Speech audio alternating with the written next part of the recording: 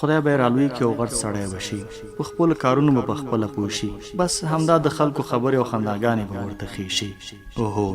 دا به د خدای ورکړه او د الله رضا او خوښه وه چې زه یې همدغسې کونډه او دی راته یتیم او بې پلاره پاتې شو که زه ژوندی ومه دا خو به رانه بې تعلیمه پاتې نه شي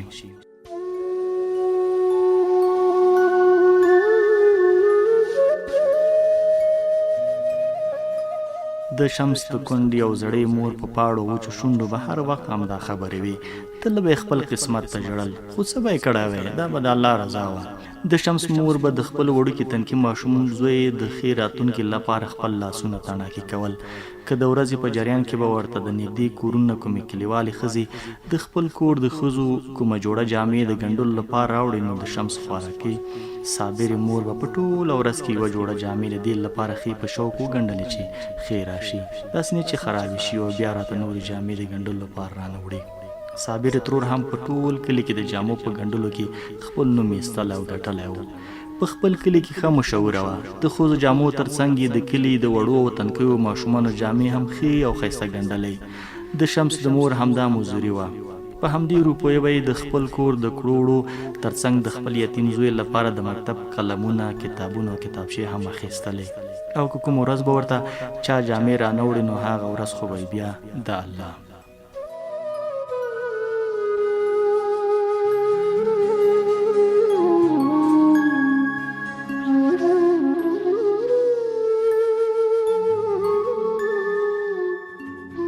شمس خوارکی هم ورځ تر بلې ځیرک او تکړه کېده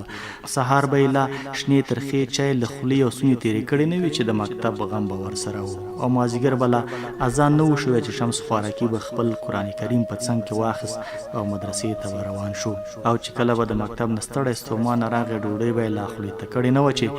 مور سر تړلې به یې د ماشوم ګنډل شوی کمیس په غېږ کې ور واچاو چې هله زما یتیم زویه دا تڼۍ هم ورته وګنډه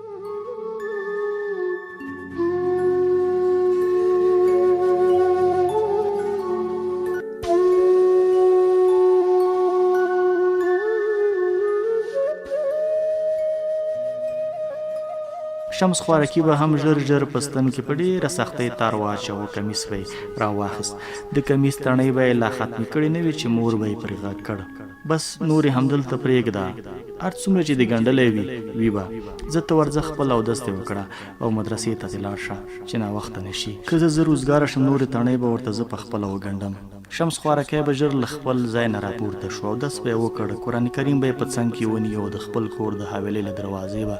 لا وتلی نه و چې د کلي شوخو ماشومانو به یې دروازه لا د مخه نیولې وه شمس به مخکې و او د کلي شوخ ماشومان به ورپسې و اخ د پلانکی زوی ته وګوره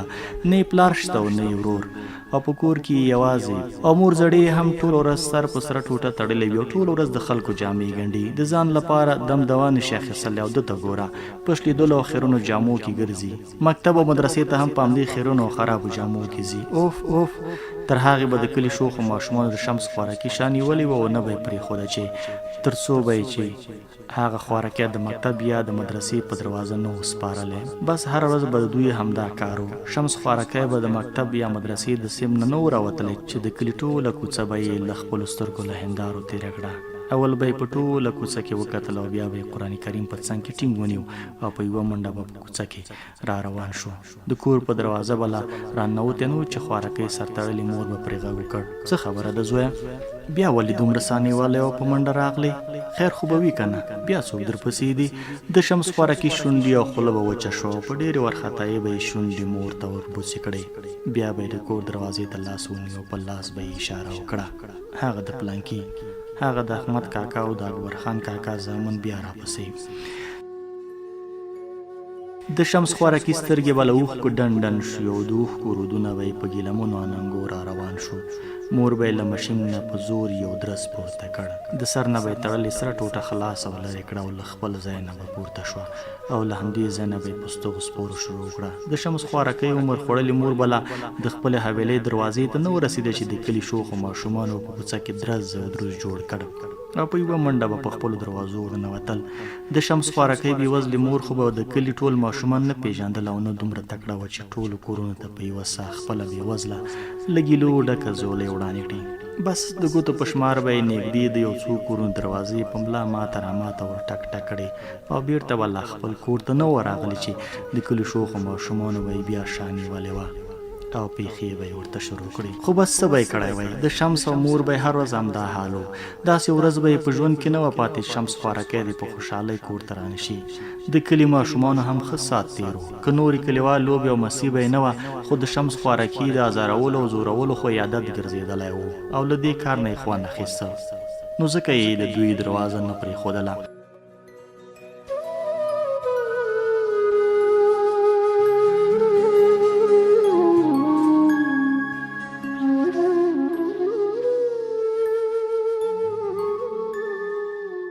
ورځ او شپې تېرېدې، شمس هم ورځ تر بلې غټه ولوېده.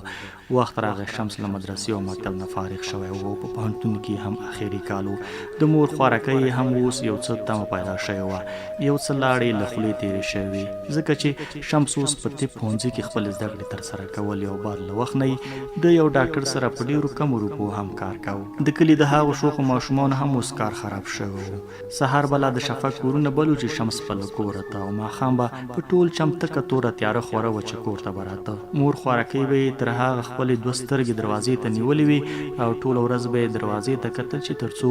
به یې زوی کور ته نه و راغلی، ځکه صابره خوارکی هم اوس په بستر کټ پرته وه.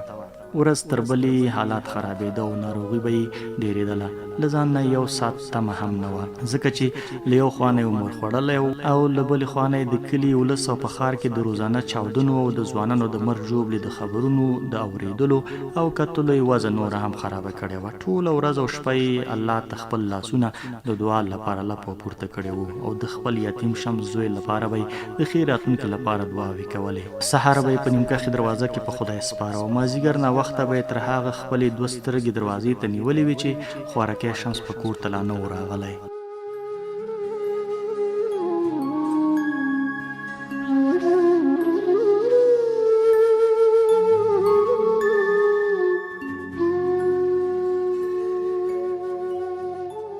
شمس هم د تیر په څیر سهار وختي له کوره تللی و. مور یې هم دوه سترګې دروازې ته نیولې وې. د ماښام اذانونه لا وختي شوي وو. شپې خپله تکه توره تیاره خپره کړې وه. په ټول چم هم چوپه چوپتیا خوره وه. په کوڅه کې به چې دوه یا درې کسه ودرېدل، د سهارنۍ چاودنې خبرې یې په خوله وي.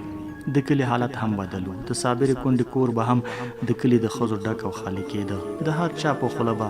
خدای دې خیر کړي، څه به کېږي،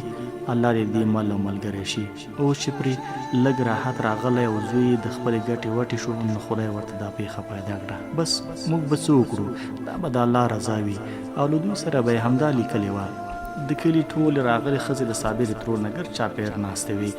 کله به یې وي بلې ته سر خولې ورنږدې کړې او په خپلو کې به سره وپسېدې چې الله دې دې خوارکۍ مل او ملګری شي. دا هم د ګور پر غاړه پرته ده، کټ یې نیولی دی. په دې خبرو به د یتیم کونډه صابره مور پوه شوه. یوې بلې خوا ته به یې غلي غلي وکتل او شونډې به یې بوڅې کړې. څه خبره ده، تاسو څنګه نن زموږ کور ته راغلي یاست؟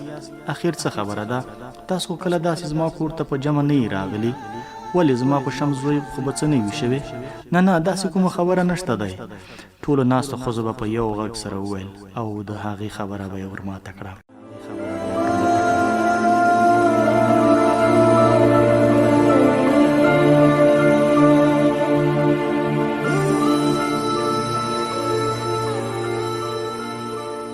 د دوی دا خبرې به لا ختمې شوې نه وي چې په کوڅه کې شور ماشور جوړ شو او چغې شوې، اله پلانکیه زر کوه، ته مخکې شه. نه نه، ته مخکې شه. ښه سمه ده. د کلي ملک نسیم ګل ځواب ورکړ، هو، خو دا دروازه ډېره تنګه ده. د کلي یو ځوان دا خبره وکړه او له ناستو ټولو ښځو چې د یتیم شمس د جنازې کټ ولید، ټولې په صابرې تور ورپنډې شوې. شور ماشور یو په دو شو. په ټول کلي او ګاونډ کې چغې شوې. د صابرې په کور باندې د ویرې او د تورتم تور څادر راخور شو. هر خوا غوغا شوه. د شمس د جنازې کټ بلا د صابرې کونډې مور کټ ته نه و رسېدلی چې صابرې هم له خولې د وینې غړغړې شروع کړې او له پراته کټ نه راپرېوته.